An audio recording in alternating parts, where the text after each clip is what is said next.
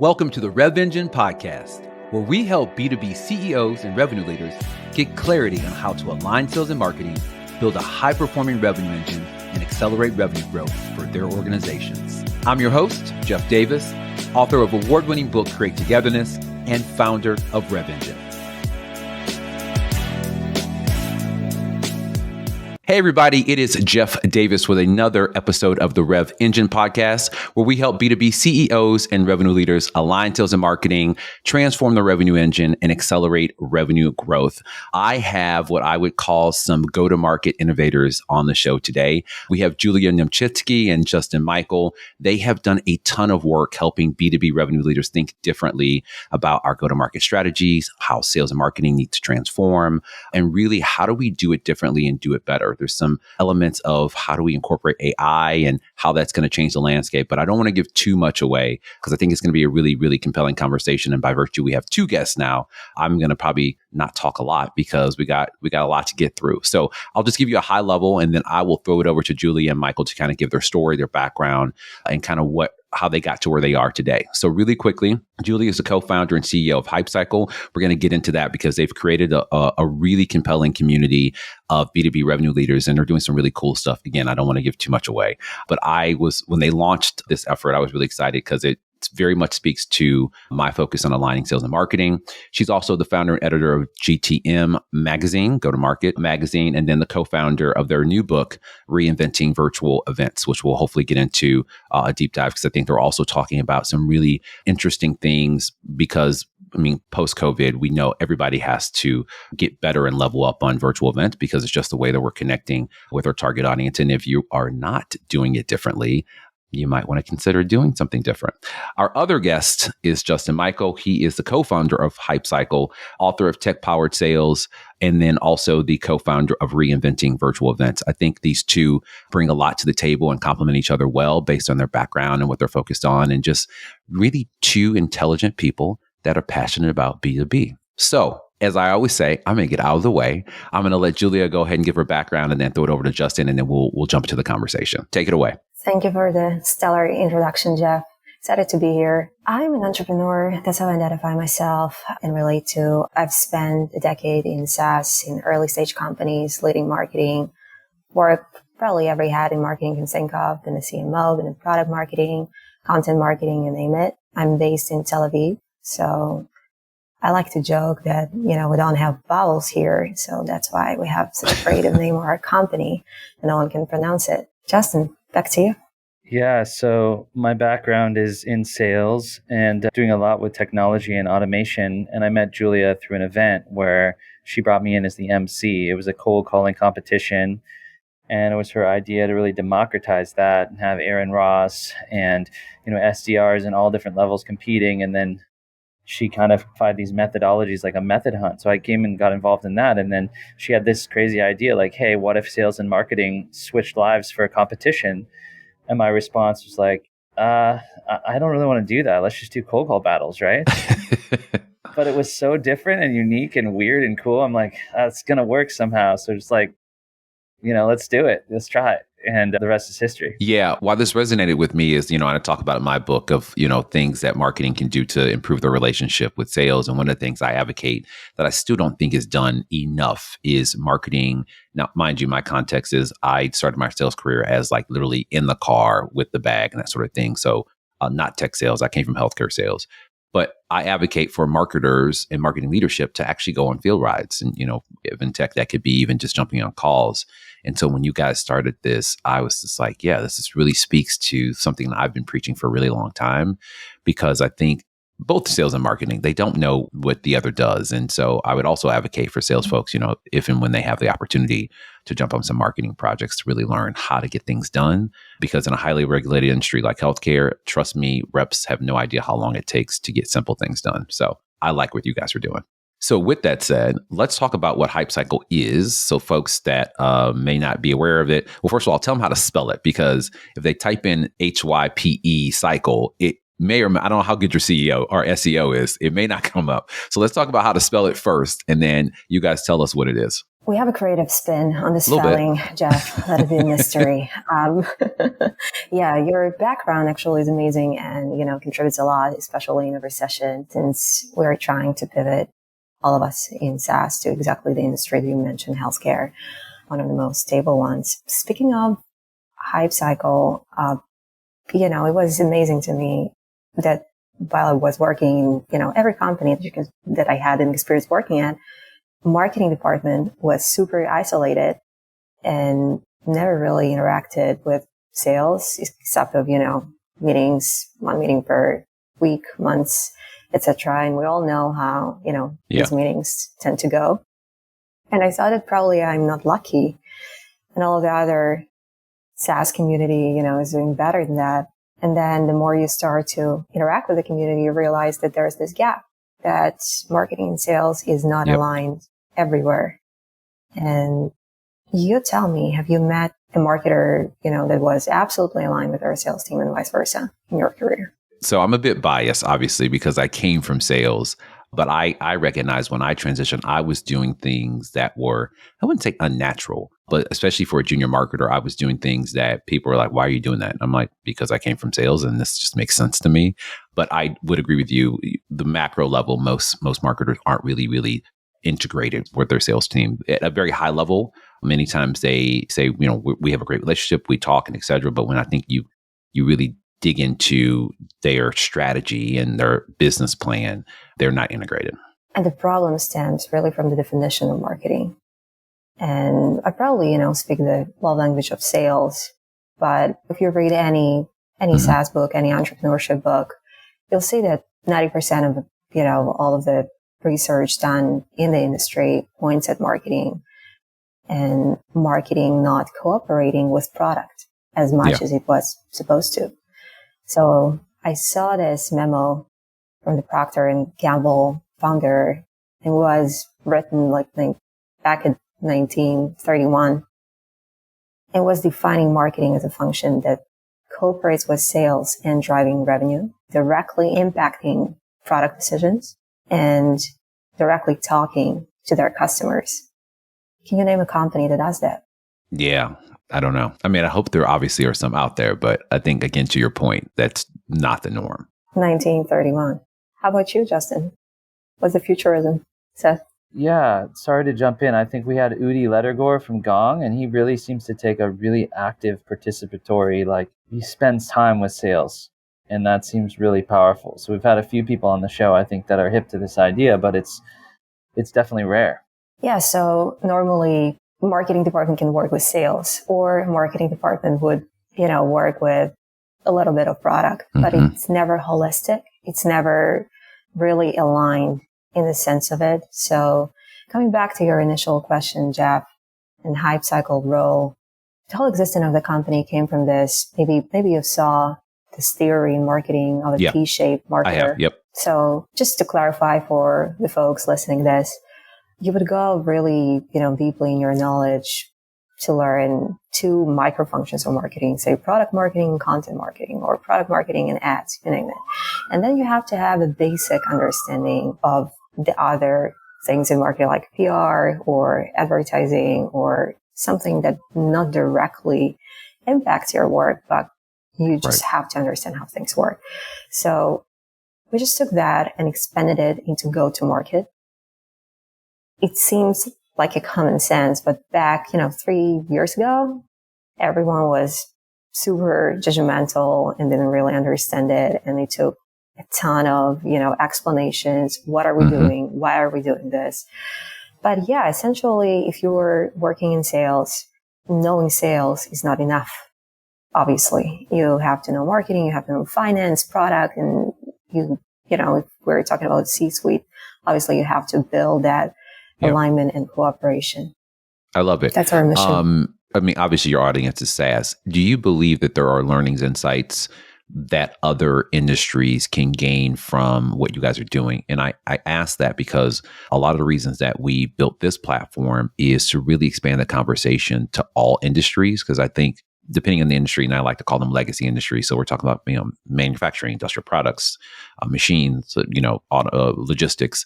Some of them are in a different phase of their transformation of sales and marketing. And so I'm always trying to find resources that those industries can be impacted in a positive way as well. So I was curious if you guys felt other industries outside of tech SaaS would benefit from what you're doing. Absolutely, Jeff. And, no one goes to the university to become a seller.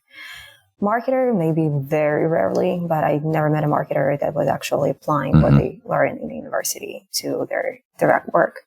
So our main message is, fail forward and try things. And that's the environment that we create with HYPCCCYCL.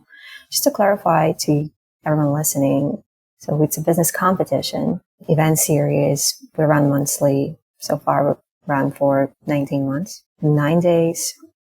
First week, we bring top 6 marketing leaders and cross-train them with the best people, in B2B that all the opposite functions. So it would be sales leader like yourself that would bring their methodology, teach them something. And it's a very interactive set of simulations where they can, without any additional preparation or anything, they just come to the show and learn something, fail, learn again, and, proceed to the next day. So we cross-train the teams, and then we bring someone like Marco Berge or any VC, and they would challenge marketers and sellers to think wider in terms of go-to-market versus that only function that they're working in. Justin, what did I miss? What's really unique, and I don't want to steal your thunder, Julia, but marketers in any vertical are interested in what sales is doing, and sellers are secretly interested in what marketers are doing. We've proved that conclusively, and that was really Julia's initial thesis.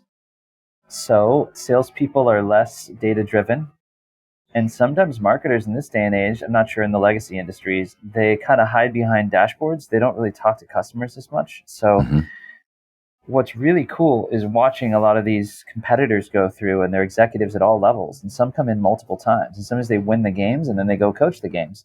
But you see the light bulb turning on in their head, kind of like it did for me. Like, I got into this whole world of marketing through Julia, gained a lot of new respect for it, and realized I had no idea how all of it works.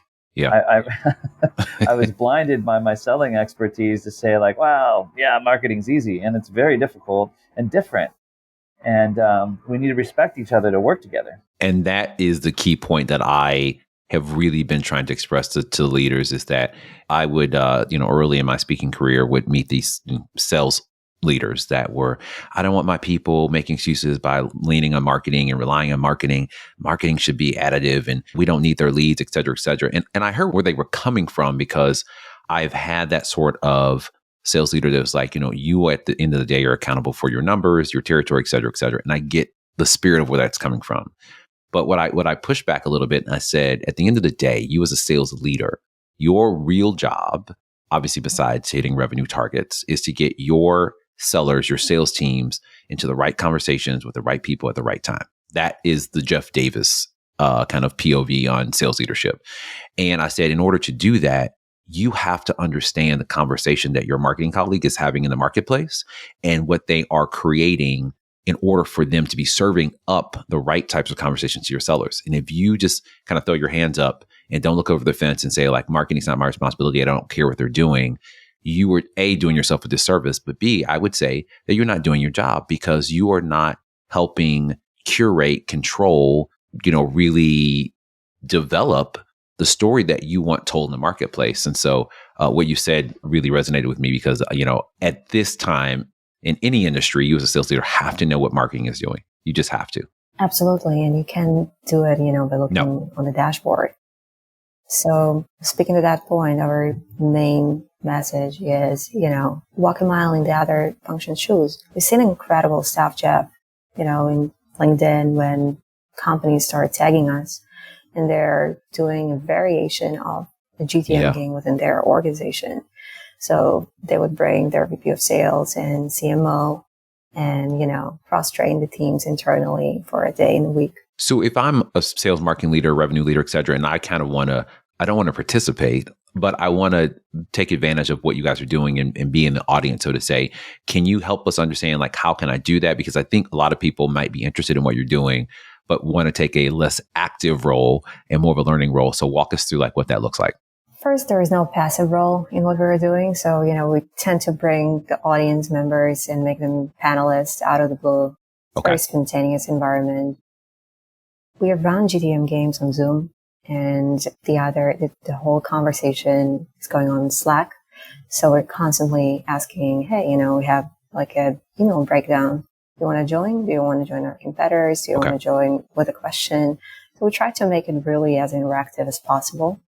And that's the premise of the games, because I'm sure that you noticed, obviously, when COVID hit, everyone started rocking all of the webinars and events, and, you open your inbox and you see all of the best lineups, all of the best messages, topics, and then, sponsors. And especially for marketers and sellers, you feel, as a customer or a potential customer, you feel biased, and you can, embrace that skepticism that conversation is going to be selling the solution that was sponsoring the talk. So we try to partner with, like Justin mentioned, companies like Metadata, and run the whole drill within the interface of Metadata.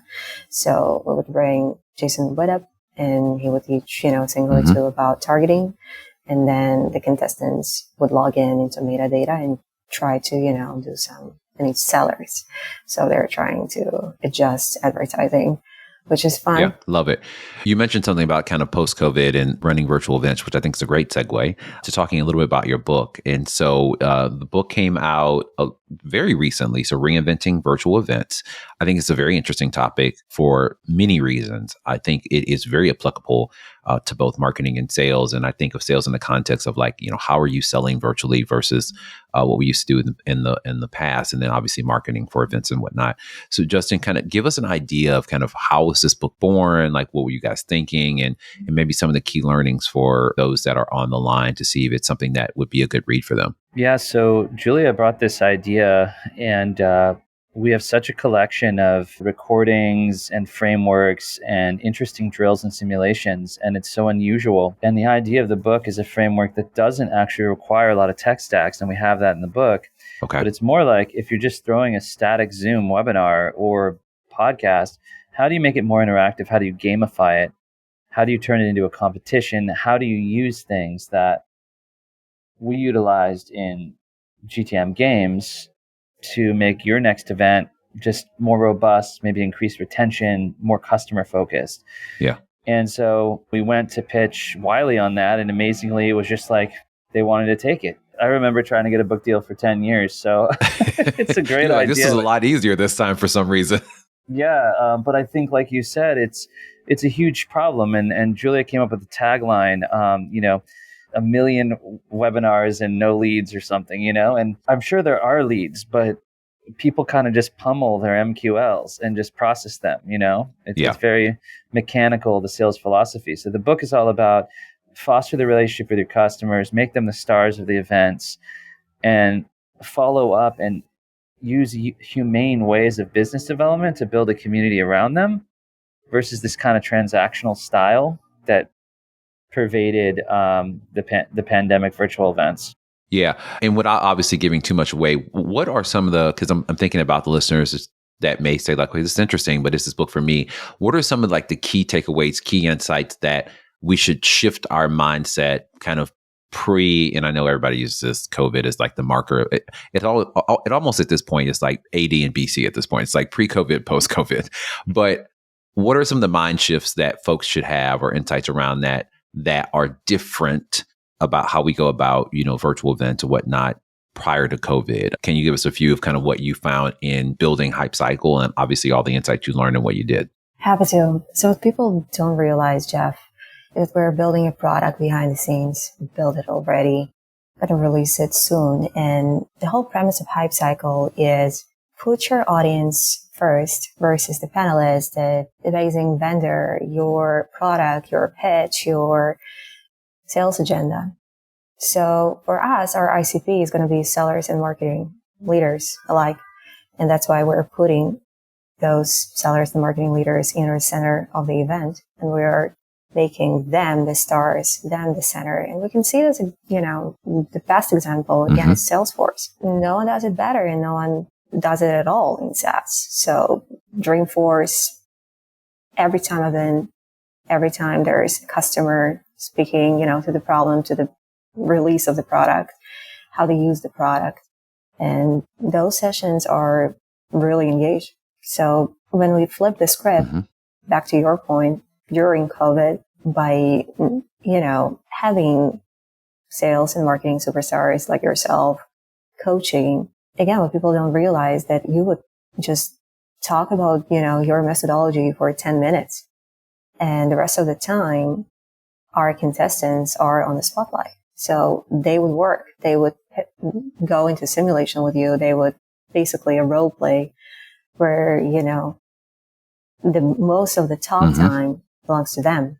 And that brought us not only MQLs, to Justin's point, but pipeline.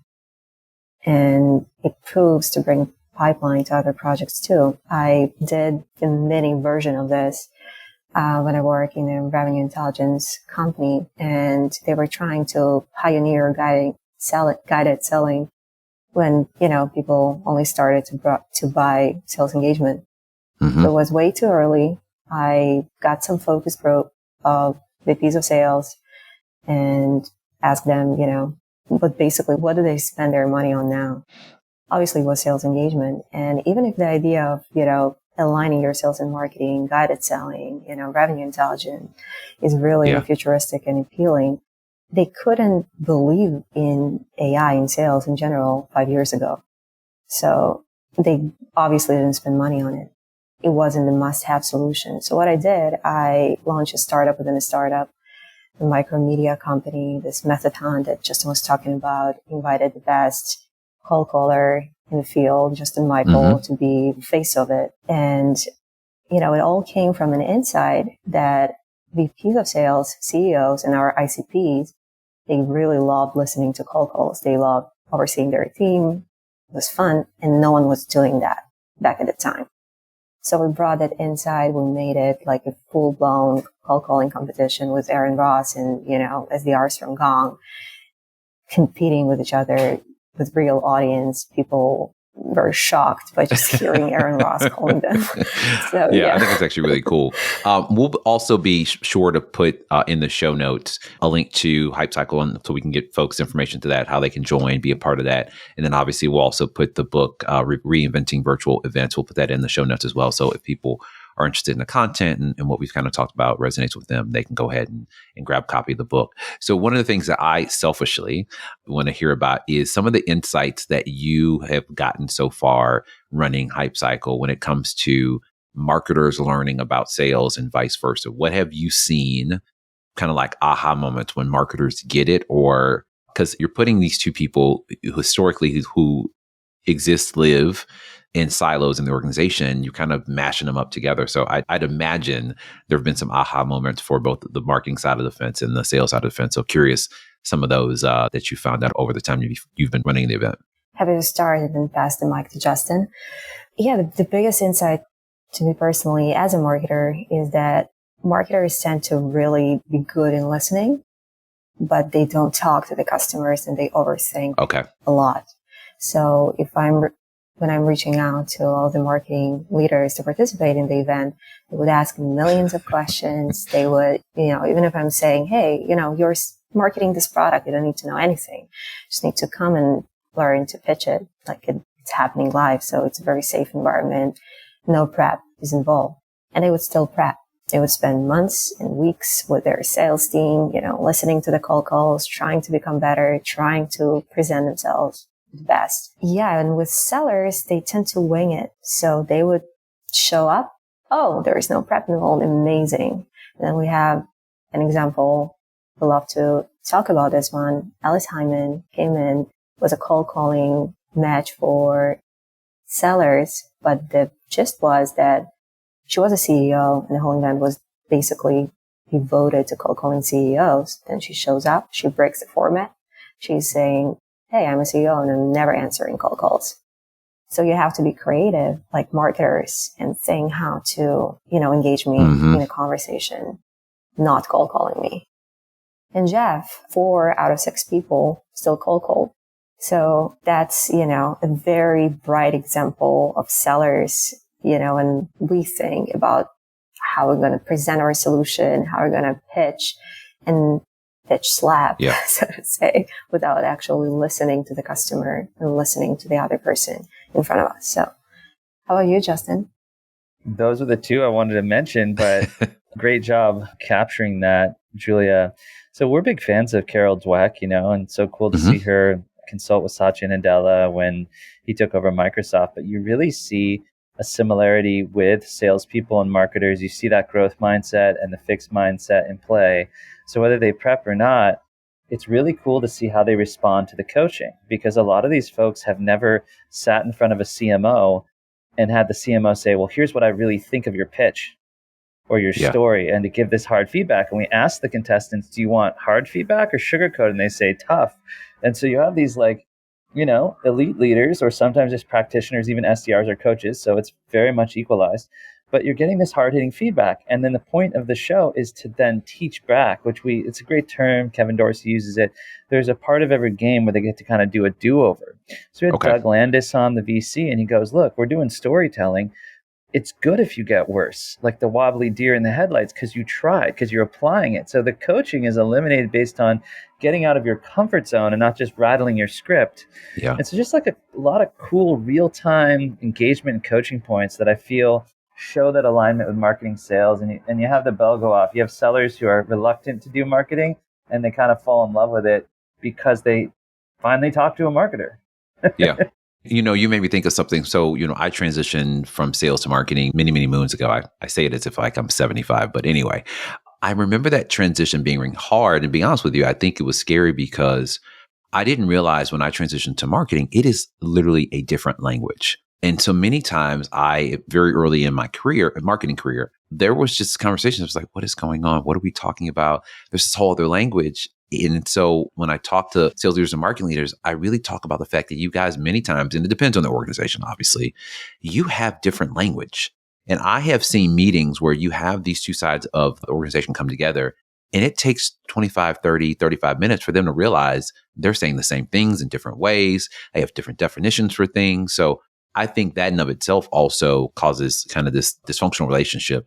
And then the other thing that, and I'm curious to see what you guys are thinking, I think you hit on it, is the way in which marketers speak does not usually translate to selling. Like there's a way in which we talk, especially in meetings, we get very heady. There's very big concepts. When you're talking to regular people, like you have to translate that to the language that's consumable pretty easily. So I was curious if you guys had saw, a similar theme of like marketers struggling to like just talk in plain language, and then maybe, salespeople not being as, I don't know, descriptive, or I was just curious because I'm fascinated by the language in which we use in these different functions. For sure. It always comes to practicality, Jeff, and every time when we are prospecting marketers and sellers and even trying to get them out of their comfort zone and pitch this cross-training thing, there's a misconception because they think that we really want them to, become better in marketing skills and vice versa. But it's not about skills that much as it is about the lenses through which we're viewing our customers and talking to them. So if I'm a seller, I tend to be focused on the pipeline, on the number, on the revenue, on my compensation plan, you name it. And that is driving the whole relationship more often than not, that practicality. If I have a micro marketing lens on the customer, it will help me with, the first touch, with targeting, with strategic messaging, with adjusting that strategic messaging depending on the flow of the conversation, and not just hammering the working script that my marketing team or my VPs of sales just gave me. And vice versa. For marketing, it's just the biggest mystery why marketers do not talk to customers. We have this show analyst BMF test, and we constantly run, different surveys.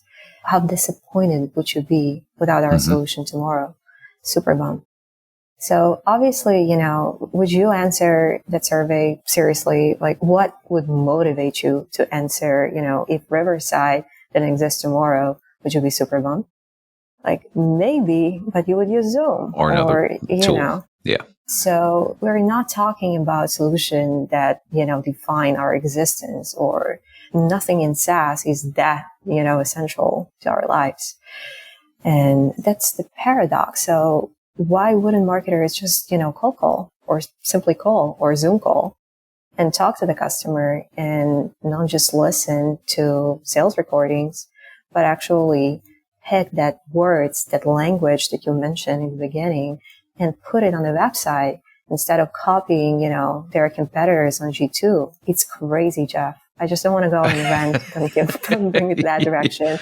But freaking 99% of the category is just rewritten, copywritten message and color and sameness all over B2B. I feel like you answered that so well. Are there differences? I mean, it's interesting, right? Speaking CMO is sort of the goal in getting trained when I worked at Salesforce, is to understand the language of marketing leaders and the KPIs and the metrics. And I received great training there. Todd Capone was my trainer. But I got to say, just like you articulated, Jeff, having spent a couple years working with Julia, it's been an odyssey into the history of branding and marketing and advertising and how these functions fit together. And in many ways, how they're fractured now, and how marketing's just turned into spamming under the guise of demand gen and inbound, and outbound has just turned into robocalling and automation for automation's sake and all these tools.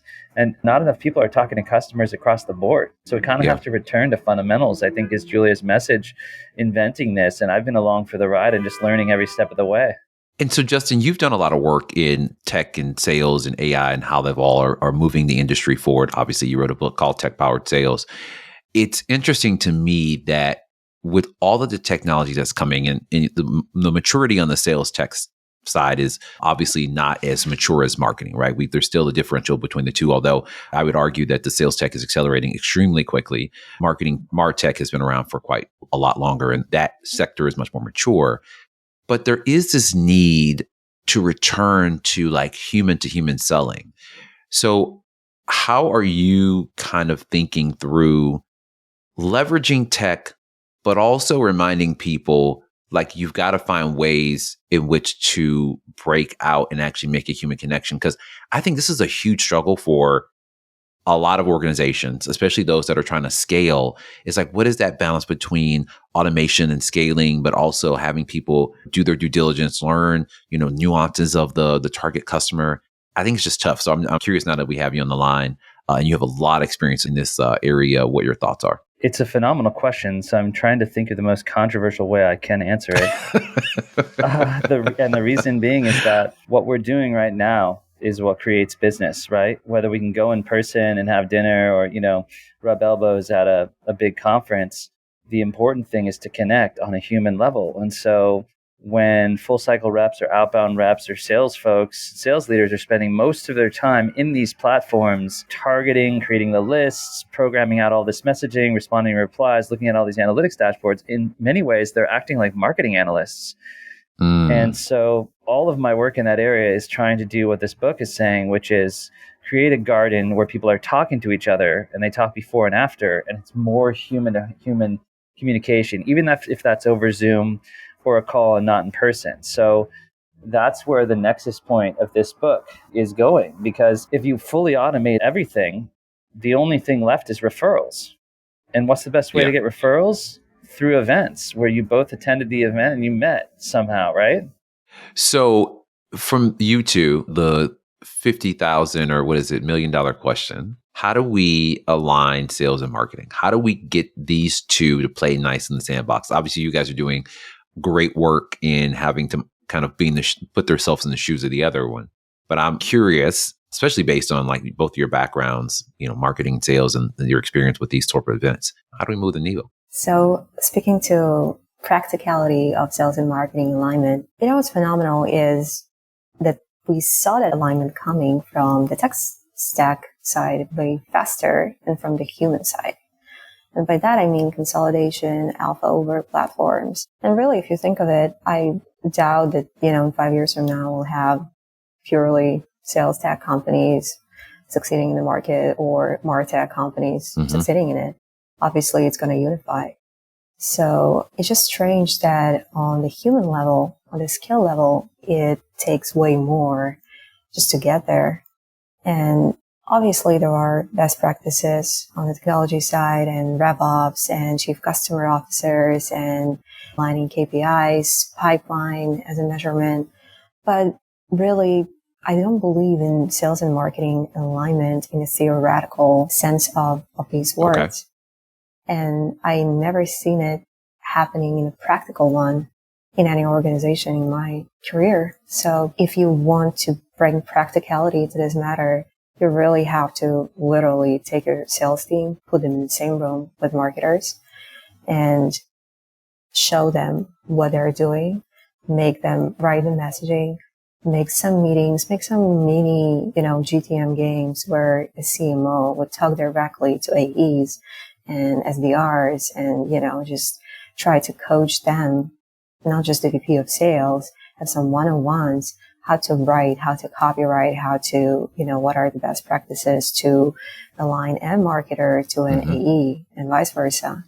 So that collaboration is happening on both sides. And yeah, how about you, Justin? Well, I can't argue with you now if you say that it can't be done, you know what I mean? Because you're the marketer. But, I hear a lot of good things around customer centricity, design thinking, shared KPIs, the CCO, a chief customer officer that sits over marketing and sales. But a lot of that's lip service, right? Because it's really hard to execute on that vision. Right. If you have that hidden wall that's put up between the divisions, that silo, where the salespeople have been burned so many times by bad leads, and then the marketing folks are like, why don't the salespeople do anything? Then it's hard to ever make peace. So yes, getting them in the room. And I think we're breaking that down with our series in this book, is people are just gaining respect for the craft that each other does. And when marketers take it so seriously to cold call or to craft emails, salespeople respect that and appreciate that they're trying hard and they want to try hard to learn the marketing side. So yeah, I think that's the doorway, right? That's the first step.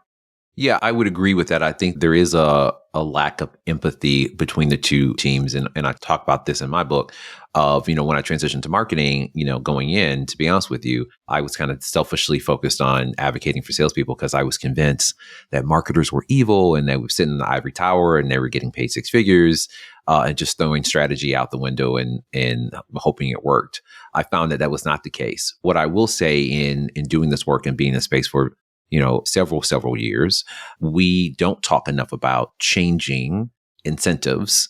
A lot of what drives behavior is the incentives that have been put on people. And a lot of organizations are not incentivizing these two groups to work together. They talk about, we want sales and marketing to be aligned, we want them to be customer centric, but you're still compensating marketers to get 100,000 leads. You're not focused on quality. So I think that is another layer that really needs to have a serious conversation. And then to both your points, we can start to think through how do we create better empathy. And Julie, I think you kind of talked to how do we kind of cross-pollinate skills so that sales is teaching marketing, marketing is teaching sales. But I think it all goes back to at the end of the day, if the incentives aren't there, especially when it comes to compensation, it's tough to argue for someone to do something that is out of their best interest.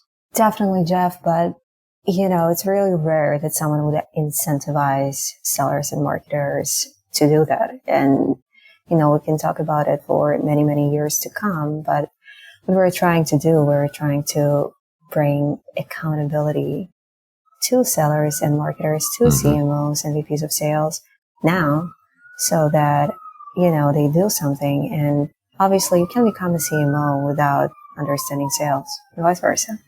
You can run a successful marketing team if you're not talking to your VP of sales and you are not speaking the same language and English is not enough. Yeah. So obviously, the incentives have to be there, but I don't believe in success in SaaS if there is no alignment. Yeah. I love that. I would agree with you. So my last question before we close out, because we could talk about this stuff all day, and I don't know if the listeners would stay with us or not. Based on all of your experiences running HYPCCCYCL, obviously writing the book about virtual events, what are some of the key opportunities that you feel revenue leaders have when it comes to transforming their go-to-market strategy or just doing things differently. I really love to focus on the future and how people can get from where they are to where they want to be, and kind of what are the key themes or tenets they can use in order to focus on getting there. So would love that from both of you before we close out. Just like, what are you seeing top go-to-market strategy opportunities to transform the way we go to business? Try to speak the same language as the machine does and try to do something that the machine can't. Okay. I like that. That's the top opportunity that comes to mind. I'm a huge fan of Seth Godin. He talks about it a lot in his books and work, and, how to do it more practically, devoted his life to it. And yeah, overall, we're, whether we want it or not, we can talk about creativity all day and sales and marketing alignment, but we are in a recession. So a lot of folks out there are being cut and afraid of being cut. So it's no longer a question whether you need to expand your lenses and skills, but it's a must have. So you really have to understand, you have to have a business acumen, you have to have a market acumen, you have to have strong communication skills, and it's a must. Yeah. So when I'm hearing you say, definitely for those listening, you have got to invest the resources to upskill your people, especially with the introduction of AI and it really becoming really integrated in the way that we go to market, the way we, in everything. AI until recently kind of was more of an academic exercise in, some parts of our lives, but it is creeping into B2B very quickly. And, Julia, I think to your point, the way to differentiate yourself is really to focus on those things that AI can't do. So I think it's a really good point. Justin, you were going to say something. Yeah, so the framework in the book is literally called games, but if you're looking at your marketing and sales or your go-to-market or your events and you don't have gamification or interactivity really at all, it's a huge miss. And it doesn't require investing in a lot of tech to do it. It just requires non-scripted communication, brainstorms, coaching, games, quizzes, doing things where the customers and the audience are pulled in. Now, there are some superb static webinars and good formats. I mean, we're all fans of Masterclass, so it can be done with high production.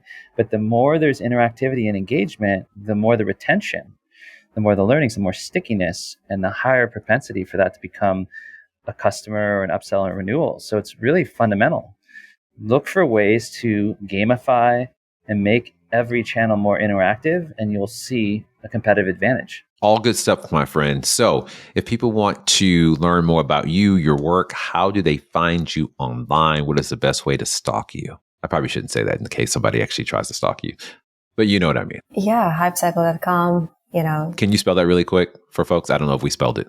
Yep, HYPCCCYCL.com.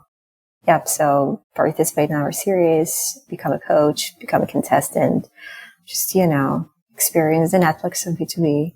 We have 300 recordings of different simulations from top leaders like Mary Shea, like Mark Roberge, everyone you can think of, best of the best. So you can experience it, at your own pace. You can read our book. It's Reinventing Virtual Events. The website is pretty similar. It's not a book about events. So if you're a seller or a marketer, it's really about marketing and sales and the alignment between two of these functions. Event has always been, a channel that drives pipeline and MQL in the B2B world. So that's why we covered it. And the most important element of the book, how do you bridge this gap between creating a virtual experience on the marketing front and following it up with sales that is not pushy, that is not salesy, and slight pitchy. Yeah, reinventingvirtualevents.com. We make it really easy with the website. Check it out. If you become a member of HYPCCCYCL community, it's free. And if you badge your profile, member HYPCCCYCL, it unlocks all those recordings. It is an incredible compendium of cross-functional knowledge. So yeah, come check us out. Be part of the community in the Slack 2.0. We're sharing a lot of quality GTM stuff, and great to be on the show today, Jeff. Thank you. I appreciate you guys coming on. I would also encourage those listening to follow these two on LinkedIn. They also are very active and post a lot of content and insights. So I want to make sure we didn't miss that. But, I appreciate both of you. I think what you guys are doing around this kind of go-to-market cross-training is really, really interesting.